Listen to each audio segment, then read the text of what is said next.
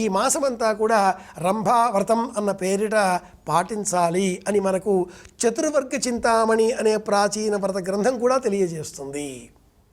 తెలుసుకున్నాం కాబట్టి పాటిద్దాం. జ్యేష్ఠ మాసం అంటే ఇది ఆరోగ్యాన్ని, ఆనందాన్ని, ఐశ్వర్యాన్ని అందించే మాసం.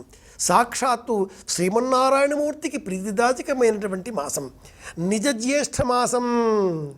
ఈ మాసానికి ఉండే మరొక ప్రత్యేకమైనటువంటి పిలుపు. అధిక మాసం ఏర్పడడం ప్రతి 30 నెలలకు ఒకసారి జ్యోతిషపరమైన మార్పుకు ఇది సూచన. గతంలో 2023లో ఈ అధిక మాసం శ్రావణ మాసంగా వచ్చింది. అలాగే భవిష్యత్తులో 2029లో చైత్రమాసం అధిక మాసంగా రాబోతుంది. ప్రస్తుతం ఈ 2026వ వర్తమాన కాలంలో అధిక జ్యేష్ఠమాసం గడిచిపోయి నిజ జ్యేష్ఠమాసం ప్రారంభం అవుతుంది.